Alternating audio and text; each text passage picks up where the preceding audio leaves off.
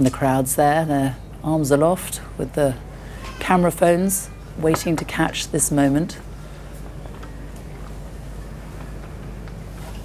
Robert Hardman is with me again. It will be a very simple moment, but it is a highly significant one.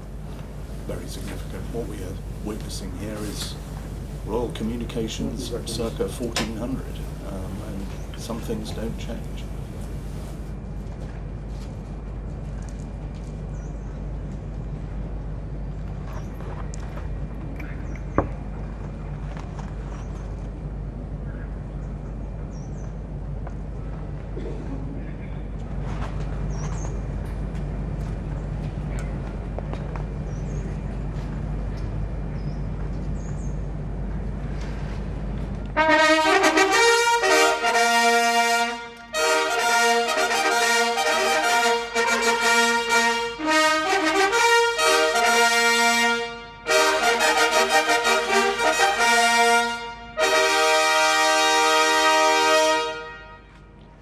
Whereas it has pleased Almighty God to call to his mercy our late Sovereign Lady, Queen Elizabeth II, of blessed and glorious memory, by whose decease the crown of the United Kingdom of Great Britain and Northern Ireland is solely and rightfully come to the Prince Charles Philip Arthur George. We, therefore, the Lords Spiritual and Temporal of this realm, and members of the House of Commons, together with other members of Her late Majesty's Privy Council, and representatives of the realms and territories, aldermen and citizens of London and others, do now hereby, with one voice and consent of tongue and heart, publish and proclaim that the Prince Charles Philip Arthur George is now, by the death of our late sovereign of happy memory, become our only lawful and rightful liege lord, Charles III. By the grace of God, of the United Kingdom of Great Britain and Northern Ireland, and of his other realms and territories, King, head of the Commonwealth, defender of the faith, to whom we do acknowledge all faith and obedience with humble affection, beseeching God, by whom kings and queens do reign, to bless his majesty with long and happy years to reign over us. Given at St. James's Palace this 10th day of September in the year of our Lord, 2022.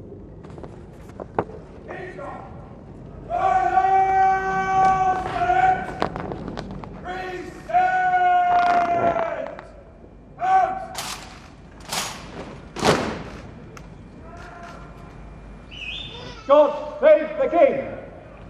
God save the King!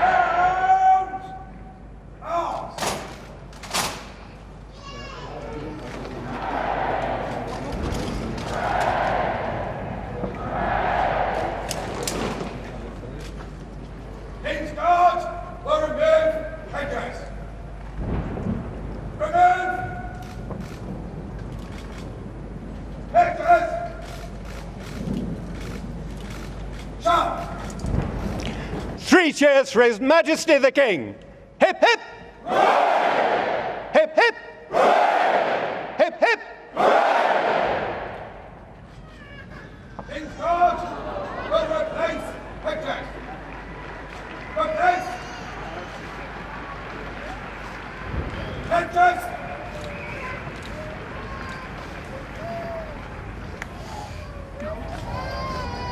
Done. King's Guard. King's Guard. Out.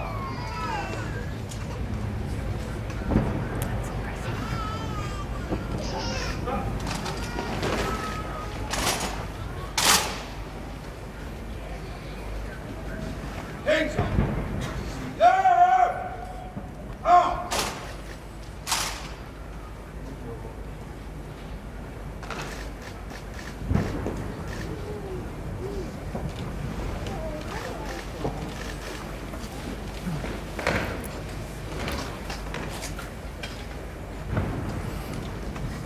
And so the balcony party go back inside St James's Palace through the opening that has been created for them by literally removing the window, Robert Hardman. That was quite a moment, wasn't it? That really was. I mean, there we had Garter King of Arms doing what Garter King of Arms has done for centuries. We just saw a piece of British Army drill you very rarely see of the Coldstream Guards there doing a remove headdress and 3 cheers while armed. I mean, sometimes you see that on parades without weapons, but beautifully done. And I thought what was so telling there was the way this event is echoing beyond these ancient walls. You could hear the crowds out in the Mall, many of whom will be following this on their phones, on TV and radio, and the cheers echoing. It wasn't just 3 cheers here in St James's Palace. But I think everyone is just thrilled, really, to be seeing and taking part in something that hitherto was off limits, except to a handful of very elderly men. And very moving for you, Elizabeth Buchanan. I know you worked so closely with the then Prince Charles. I could tell, watching you in the studio here at that moment, it was quite a moment for you personally as well, to see your old boss. It is an extraordinary moment. Proclaimed king. After his extraordinary decades serving this nation as Prince of Wales, now to assume the role of king. And what also struck me, looking at the crowds there, the different age groups that are there, and the solemnity of this moment, also combined with a very personal nature, the things that he is speaking about his mother, about his wife, about his sister, his brothers. And this is something about the Prince of Wales. He is able to operate at an Olympian height, often a global. He's talking about climate change, these big issues of the day. And yet he's also focused on people and individuals. And I can remember an event when we were in Wales once. I think it was the time of Prince William's 21st birthday. And we did a tour up there. And he met a lady in the crowd who had just been diagnosed with cancer. And he summoned me over and he said, "Elizabeth, please, this is Mrs. Jones. I've changed her name. Please can you make sure that she receives help from the Bristol Cancer Help Centre, which is one of his patronages, to go alongside her very intensive therapy." I did all that. 2 weeks later, he's about to make a speech in the European Parliament. I'm drafting that speech. It's late at night. The phone rings. "Elizabeth, yes, Your Royal Highness. How is Mrs. Jones?"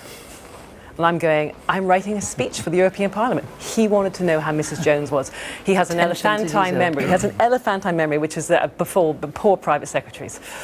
Now, just as all that was happening, there were also more gun salutes. There were 96 rounds fired yesterday following the death of the Queen, but these were the ones that were fired yesterday in London and at saluting stations around the world, indeed.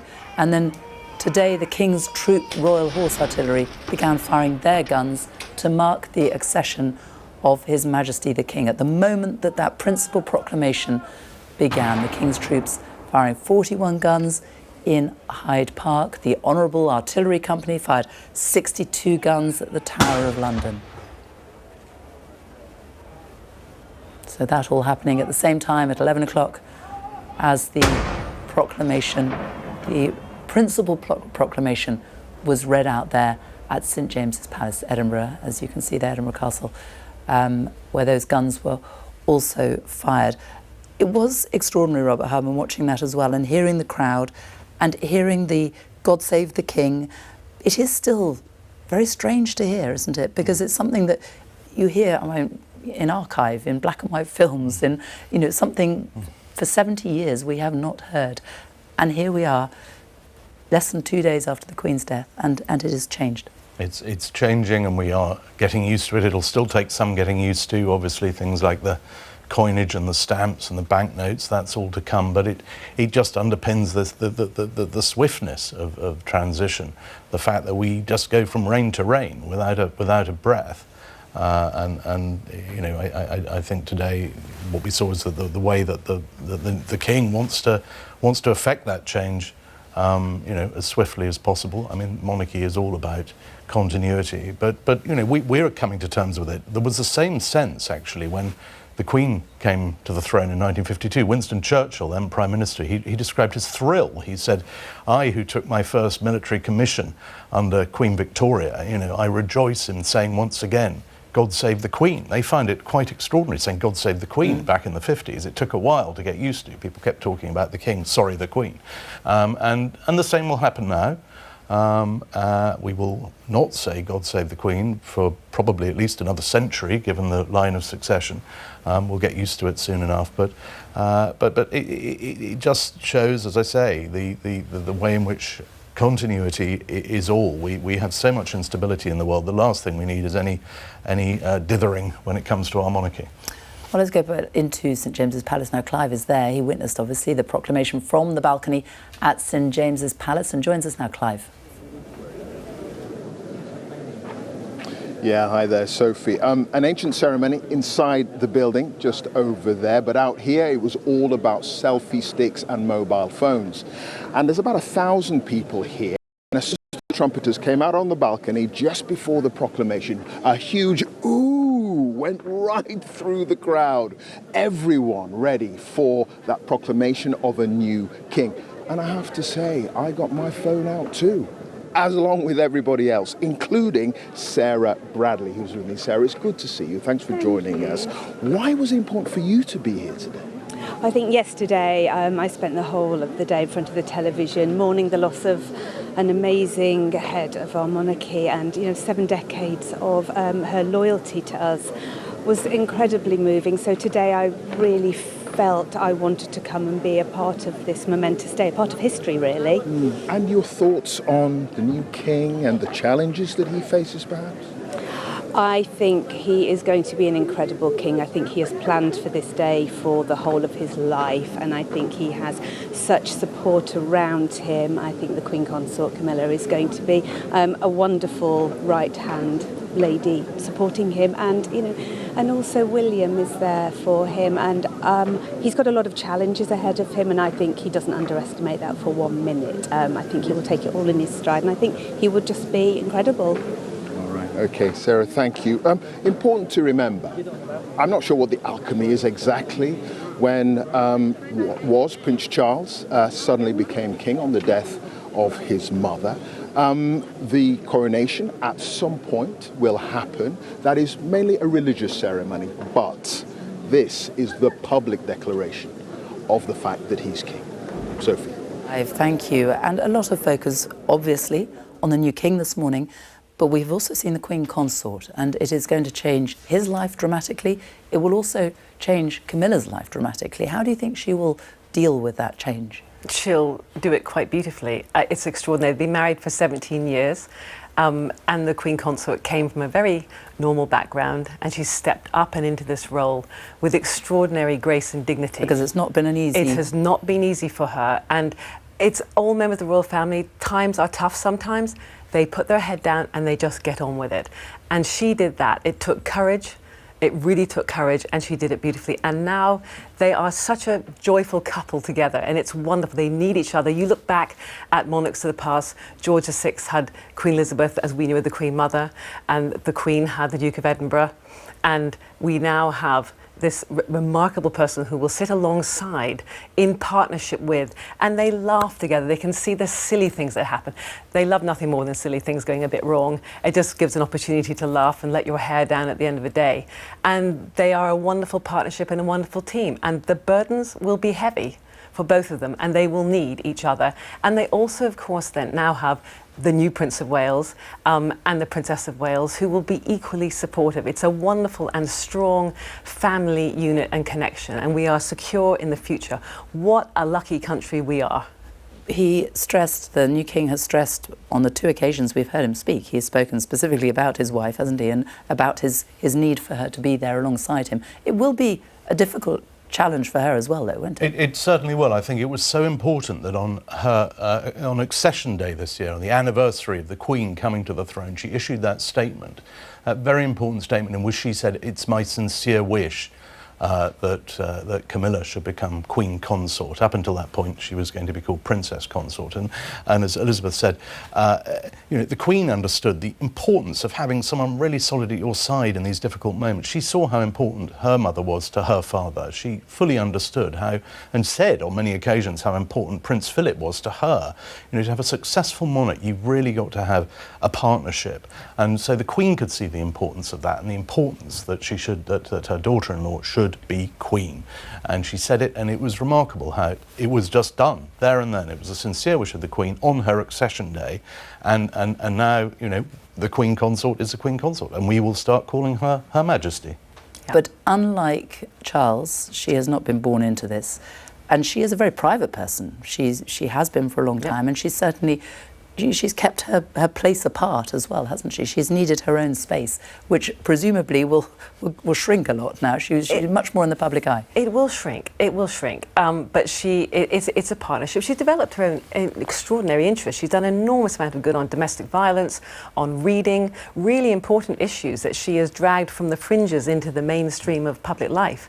And that is terribly important. And therefore, together, they will be such a powerful force for good. They have been, and they will continue to be. And she will bear this burden incredibly well. It is a burden, but she will bear it well. And 17 years of preparation. She knew this was coming in some form or other. And it is so right that she is now Her Majesty, the Queen Consort.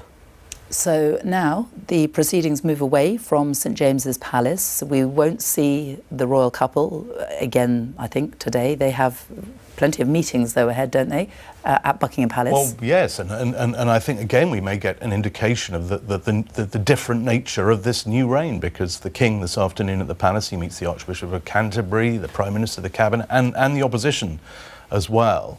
And we understand that the footage of those meetings will be made available, and that did not happen in 1952. So we are seeing all the time, just gradually, there is a slightly different way of doing things. I mean, as the King said in his declaration, he absolutely intends to follow his irreplaceable mother's example, but that doesn't mean you can't sort of do it in a different way. And we're going to see that. In the meantime, we have more proclamations, because it began this morning, the principal proclamation at St James's Palace. That will now move to the City of London. So we saw before the Lord Mayor of London and his City Civic Party, who were there at part 1 of the Accession Council this morning. They have all now travelled to Mansion House, which is the Lord Mayor's residence, his official residence, and also his place of work. And shortly, they will process across to the Royal Exchange, a very short distance in the heart of the City of London. And that is where the next proclamation is going to be made, and that is at 12 o'clock. Sonali Shah is there for us now, and she can explain it all. Sonali. Sophie, yes, welcome to the Royal Exchange in, as you say, the very heart of the City of London, where crowds are gathering. There is now a genuine buzz in the air as more and more people come here knowing what they're about to witness. They are preparing themselves to witness the proclamation being delivered here in about 45 minutes' time.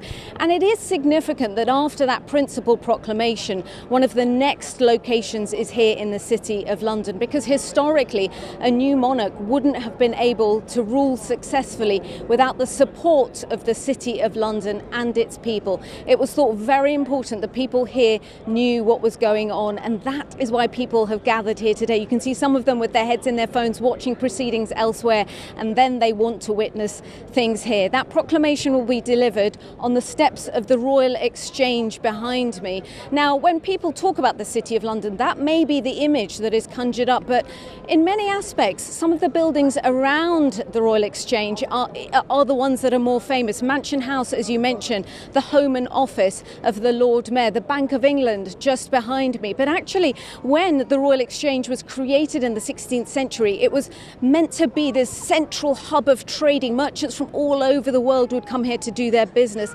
It was once known as the Eye of London, the place to be and the place to be seen. And today, once again, the Royal Exchange takes centre stage for this historic moment. Sonali, thank you. We will be back to you shortly while Robert's still with me and David Orshoga is with me too. And these proclamations, again, this is all part of this very traditional, going back to ancient times, spreading the news that we have a new monarch right around the nation. Spreading the news across the nation, spreading it very significantly to the City of London.